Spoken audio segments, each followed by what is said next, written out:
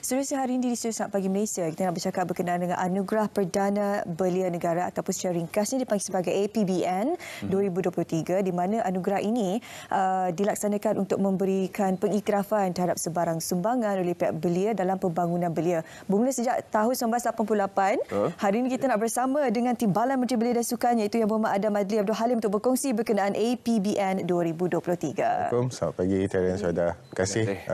Saya kira ini peluang yang baik untuk kita promotkan Anugerah Perdana Belia Negara. Macam Saudara sebut tadi 1988, saya pun belum lahir lagi. So anugerah ni dah 35 tahun. Dari masa ke semasa sentiasa ada pembaharuan dan kita pun tahu sejajar dengan perkembangan sekarang ni kita perlu iktiraf pencapaian dan juga usaha yang dilakukan oleh golongan belia di luar sana dengan banyak cara yang berbeza. Ada kategori-kategori yang mungkin sebelum ni tak wujud sepanjang sejarah 35 tahun dia, jadi kita perlu wujudkan supaya apa saja perkara ataupun aktiviti, pencapaian, usaha yang dibuat oleh golongan belia kita kat luar sana mendapat perhatian dan juga pengiktirafan. Jadi antara kita bertiga, saya seorang saja yang lebih tua daripada anugerah ini. Lebih tua tapi dalam golongan belia. Saya bukan golongan belia. Saya sudah bergerak ke kategori yang lebih matang. Transisi. Okey, APBN 2023 pasti untuk mengiktiraf sumbangan dan juga pencapaian belia Malaysia. Apa menariknya tahun ini, YB? Okay, untuk tahun ini kita pastikan bahawa penerima anugerah-anugerah kita yang kita nak pastikan mereka ini dapat pengiktirafan datang daripada pelbagai pelosok negara. Tidak hanya tertumpu pada satu-satu tempat tentu sekali. Dan kita seperti tahun lepas, kita perkenalkan 7 kategori baru yang lebih bersifat umum, ikon belia. Ada dalam bidang usahawanan, ada dalam bidang teknologi, ada dalam bidang social media dan sebagainya. Jadi ia sejajarlah dengan aktiviti ataupun bidang-bidang yang lebih banyak diceburi oleh golongan belia sekarang. Dan kita harap juga bahawa tahun ini kita boleh lihat ianya menjadi satu inspirasi kepada lebih ramai lagi golongan kat luar sana, supaya dari masa ke semasa ada ramai yang tampil untuk promotkan diri mereka, untuk promotkan usaha mereka, untuk promotkan kerja-kerja baik mereka dekat peringkat masing-masing. Kadang mereka ni dia buat macam-macam. Dia usahakan pelbagai perkara. Ada yang buat keusahawanan komuniti, ada yang buat kerja-kerja sukarelawan, ada yang pencapaian yang sangat baik dalam bidang sukan ataupun dalam bidang teknologi dan sebagainya. Tapi mereka kadang-kadang susah nak tampil ke hadapan untuk cakap I would like to get acknowledgement, kan. Jadi dalam bila kita perkenalkan kategori-kategori yang lebih spesifik ini, kita harap dapat tarik keluar lebih ramai lagi bakat-bakat muda ni dan bagi inspirasi yang penting sekali kepada lebih ramai lagi di luar sana yang mungkin sedang perhatikan dan mungkin nak letakkan satu sasaran. So at least contohnya kalau ada satu anak muda dekat mana-mana kampung yang sekarang sedang usahakan pertanian moden dan sebagainya, selain daripada untuk ekonomi sendiri, dia juga boleh letakkan satu matlamat pengiktirafan seperti yang dia lihat orang lain dapat juga menerusi Anugerah Perdana Belia Negara. Jadi Anugerah Perdana Belia Negara ini adalah pengiktirafan. Jadi adalah mungkin seperti yang kata YB, adalah sasaran benchmark untuk semua pengusaha, penggiat belia mencapai sasaran tersebut. Bagaimana pihak kementerian membantu usaha-usaha belia pada peringkat akar umbi supaya mereka boleh sampai ke satu tahap di mana mereka boleh menyasarkan pengiktirafan, penganugerahan dan sebagainya? Untuk kalau kita tengok secara keseluruhan dalam seluruh negara daripada usia 15 hingga ke 40 tahun, kalau kita ambil usia yang tersebut, kita ada lebih kurang 15 juta golongan belia yang terlibat dengan banyak perkara. Ada yang masuk pertubuhan belia, persatuan bergerak dengan persatuan ataupun pertubuhan-pertubuhan belia ni di peringkat akar umbi, di peringkat setempat. Ada yang tidak, ada yang bergerak secara individu, ada yang tubuhkan macam saya sebut tadi kan, syarikat, dia jadi usahawan dan dia bantu ekonomi rakan-rakan dia lain, cipta pekerjaan dan sebagainya. Jadi Kementerian Belia dan Sukan, kita sentiasa lihat apa bentuk sekurang-kurangnya inisiatif dasar polisi dan juga program-program yang boleh kita bangunkan, yang kita boleh buat kerjasama dengan semua orang yang sedang melakukan sesuatu ini, dan pastikan mereka ni ada laluan-laluan yang kita boleh bantu buka. Jadi jangan kita anggap ianya berakhir dekat sini saja. Dia tidak berakhir, dia tentu sekali tidaklah berakhir di Anugerah Perdana Belia. Anugerah Perdana Belia ni adalah hanya salah satu batu loncatan untuk mereka bagi dan lipat gandakan lagi usaha mereka dan kejayaan mereka itu. But at the same time, program-program yang kita bangunkan, terutama dalam soal pembangunan belia ni, harus yang pertama kita kena tengok kepada bagaimana kita address atau kita singgung masalah atau cabaran yang dihadapi oleh golongan ini, yang nak mengusahakan sesuatu yang baru bermula, startup dan sebagainya. Macam mana kita boleh cipta lebih banyak lagi pintu-pintu masuk, access way kepada mereka ini, mendapat lebih banyak bentuk sokongan yang diperlukan untuk mereka lebih maju. Begitu juga dengan yang kalau terlibat dengan pertubuhan-pertubuhan belia. Kita tahu kalau dibawa pembangunan belia, MBM, Majlis Belia Malaysia, menjadi badan induk kepada pertubuhan-pertubuhan ini. Dan kita di peringkat KBS memang akan sentiasa perlu pantau, jaga dan kawal selia akta ini, dan juga menerusi terutama sekali kita bagi tumpuan kepada MBM itu sendiri, operasinya, pembangunan programnya, dan kita cuba rancakkan daripada peringkat Jabatan Belia dan Sukan sendiri di semua daerah. Kita sentiasa pastikan aktiviti dan program dilaksanakan meliputi seluruh sektor. Itulah cara kita sekurang-kurangnya pada peringkat sekarang untuk pastikan kita tidak ketinggalan dalam soal membantu menyokong golongan belia kita. Kita boleh buatlah karnival keusahawanan, kita boleh buatkan orang kata bantu mereka untuk lakukan kerjasama strategik dengan pihak industri misalan dan sebagainya. Tapi tumpuan KBS sekarang ini terarah ke arah mana? Kita bercakap berkenaan pembangunan belia.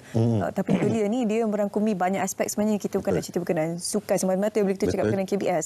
Jadi tumpuan KBS sekarang ini ke mana hala tujunya untuk pembangunan belia ini? Untuk KBS, sukan kita tahu lebih jelas lah. Dia punya hala tujunya lebih jelas.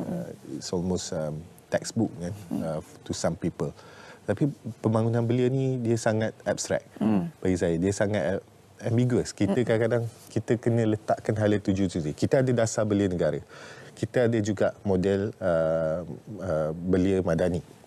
Kita ada semua orang kata dokumen-dokumen yang menjadi panduan kepada bagaimana kita nak bawa golongan belia kita. Kita letakkan bagaimana. Yang pertama, kita nak pastikan belia lebih mandiri, lebih mampu berdikari. Kita nak pastikan belia yang tahan cabaran, belia yang faham soal sustainability. Banyak perkara yang sedang berlaku sekarang dari segi perkembangan ekonomi, perkembangan teknologi, sosial, politik sendiri.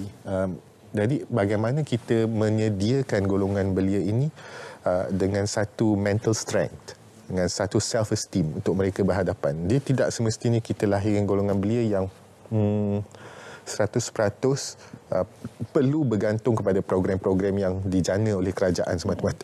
Kita juga nak golongan belia yang independen. Dia tahu apa dia nak buat, dan dia boleh bawa diri sendiri, dan dia pandai, dia faham, dan dia sangat cekap dalam dia nak meletakkan, memposisikan diri dia berhadapan dengan cabaran. Kalau dia nak mulakan perniagaan, dia tahu bukan semestinya dia kena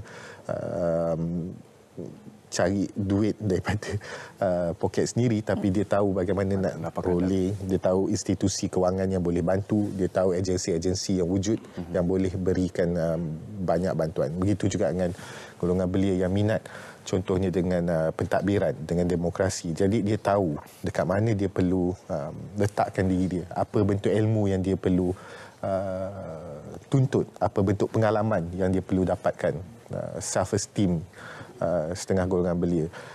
Ini semua adalah satu perkara yang kalau kita kata hanya ada satu jalan saja nak sampai tahap tu, saya rasa tak betul. Sebab tak ada, there's no one person similar to another. Semua orang berbeza-beza. Semua orang ada minat yang berbeza, semua orang ada kepentingan berbeza, cabaran berbeza, pengalaman berbeza. So the responsibility of the government, tanggungjawab kerajaan itu sendiri adalah memastikan kita sehabis baik, kita wujudkan dasar-dasar yang mampu sekurang-kurangnya dijadikan dasar yang sekurang-kurangnya mampu mewujudkan platform-platform pelbagai ini. Sebab itu Jabatan Belia dan banyak agensi-agensi lain ni, dia akan cuba sebaik-baiknya wujudkan hampir semua platform untuk setiap sektor atau bidang yang menjadi tumpuan golongan belia. Ada sedikit sebanyak kita lihat social media punya sektor social media dan perkembangan dia, sektor kesohanan, sektor politik, sektor demokrasi, sektor kesihatan, sains dan teknologi. Kita cuba wujudkan platform, tapi the platform is just a stepping stone. Platform tu hanyalah mungkin jadi batu asas, tapak permulaan, batu loncatan. Selebihnya cabaran tu masih kena datang daripada diri golongan belia itu. Sebab tu dalam anugerah Perdana Belia Negara ni pun kita tengok adalah orang-orang yang kita beri periktirafan kepada orang-orang yang dah membuktikan diri mereka mampu berjaya tanpa semata-mata atas landasan ataupun program-program yang diwujudkan oleh kerajaan semata-mata, tapi sebaliknya mereka tahu bagaimana nak wujudkan peluang untuk diri sendiri, bagaimana nak dapatkan periktirafan ataupun kejayaan, pencapaian mereka tu mereka dapat capai dengan usaha sendiri. Itu yang kita nak bagi inspirasi pada golongan belia yang di luar sana. Jadi pembinaan ataupun memperkasakan belia ni adalah sesuatu yang berkait bukan saja di bawah Kementerian Belia dan Sukan, tapi juga berkait dengan kementerian-kementerian lain. Betul. Bagaimana pihak Kementerian Belia dan Sukan mendapat buy-in daripada kementerian lain seperti Kementerian Pendidikan untuk memastikan bahawa pembinaan dan pemerkasaan belia ni adalah sesuatu yang holistik, yang menyeluruh, merentasi kementerian? Apa pun dasar yang kita wujudkan, dasar belia, dasar sukan sekalipun, semuanya perlu meliputi ataupun perlu mendapat input daripada kementerian-kementerian yang mewakili pemegang-pemegang taruh yang berbeza ni. Antara yang selalu kita adakan engagement tentu sekali KPM, Kementerian Pendidikan, Kementerian Pengajian Tinggi. Sebab mereka ini kita punya orang kata closest circle. Feeder KPM selalunya akan jadi feeder kepada KBS. Itu juga KBS menjadi KPT juga menjadi feeder kepada KBS. Kita boleh cipta ataupun kita boleh lahirkan dasar macam saya sebut tadi, dasar belia negara dan model Malaysia Madani dan sebagainya untuk golongan belia. Tapi pelaksanaannya tidak cukup hanya kalau KBS semata-mata. Ada cabaran, contoh cabaran sebenar yang dihadapi oleh golongan belia. Ekonomi, gaji, peluang pekerjaan, rumah pertama, memulakan keluarga. Banyak yang sebenarnya tak mampu diselesaikan hanya berdasarkan kepada polisi atau dasar yang dibuat oleh KBS. Itu bukan bidang kuasa KBS. Punca kuasanya berada di tempat lain. Jadi sebab itu penting untuk kita sentiasa engage, sentiasa wujudkan komunikasi yang berterusan dengan golongan-golongan ini. Pertubuhan-pertubuhan belia yang ada dekat luar sana harus mainkan peranan sebagai penyambung lidah kepada ramai golongan belia yang mungkin tidak berpersatuan, yang tak ada akses yang sama macam pertubuhan-pertubuhan belia ni. Cabaran yang dihadapi, masalah sebenar ataupun mungkin idea dan solusi, pandangan, buah fikiran yang dikeluarkan oleh golongan-golongan belia ini seharusnya kita sampaikan dan dirumuskan dan kita sampaikan pula dan kita cadangkan kepada kawan-kawan kita lain dalam kementerian-kementerian lain. Itu cara kita berfungsilah di peringkat KBS kurang-kurangnya. Tahu ada banyak dasar yang di luar kapasiti KBS, tapi itulah sekurang-kurangnya fungsi ini adalah kita wujudkan platform, suara mereka disampaikan kepada kementerian-kementerian lain. YB, kembali kepada anugerah Perdana Belia Negara APBN ini kan. Ada 7 kategori yang akan dipertandingkan tahun ini. Kalau YB boleh kongsikan kategorinya juga hadiah-hadiah yang bakal dimenangi untuk setiap mereka yang menangi kategori ini. Kita ada 4 anugerah utama. Tentu sekali anugerah melibatkan kategori individu, lelaki dan wanita, kategori pertubuhan belia dan kategori emas remaja perdana, itu 4. Kemudian kita juga ada anugerah khas. Kita akan lihatlah siapa yang terima anugerah khas. Anugerah khas selalunya dia tak tahu kan. And then kita ada ikon belia karismatik, kita ada ikon Youth Beast, ikon keusahawanan. Kita ada ikon belia kelestarian alam. Kita ada ikon belia influencer, mereka yang aktif dan beri kesan impact positif dalam social media. Ikon belia OKU, mereka yang kita lihat sebagai orang-orang yang dah banyak bantu komuniti OKU terutama dalam kalangan belia.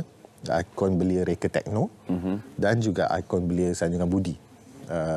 Ini semua adalah kategori-kategori yang diwujudkan untuk kita supaya dapat sentuh dan beri pengiktirafan kepada golongan-golongan belia mengikut bidang yang diceburi oleh mereka. Dari masa ke semasa kita pastikan bahawa kita boleh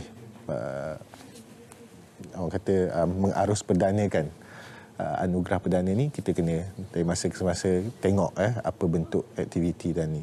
Hadiahnya Johan untuk kategori individu sekurang-kurangnya akan bawa balik kalau tak silap saya 20,000 anugerah utama. Manakala untuk pertubuhan belia akan bawa pulang 50,000. Untuk remaja perdana, emas remaja perdana 10,000. Ikon belia tadi 7 tadi 10,000 juga setiap mereka. Jadi tahniah kita ucapkan kepada yang bakal membawa pulang trofi-trofi ini. Siapakah yang terlibat dalam penjurian dalam beberapa minit berbaki? Penjurian tentu sekali adalah mereka yang banyak terlibat dengan pembangunan belia, sektor pembangunan belia, pembuat-pembuat dasar, pakar-pakar dasar belia, agensi-agensi yang bekerja rapat dengan mereka. Jadi mereka ada orang kata mereka ada pengalaman, mereka tahu apa perkara yang perlu kita nilai dan pengiktirafan itu kita beri berdasarkan kepada merit-merit yang telah pun ditetapkan. Jadi penilaian ini dia ada 2-3 juga panel. Panel pertama dan kemudian masuk pada panel perakhiran. Jadi ini ada proses dia. Yang paling penting adalah golongan belia itu sendiri. Dia kena tampil ke hadapan. Calonkan diri sendiri, calonkan kawan-kawan dia supaya kita boleh bagi pengiktirafan selain daripada yang kita scout atau kita cari sendiri. Okey, ada 7 kategori akan dipertandingkan bersama dengan Anugerah Perdana Belia Negara APBN 2023.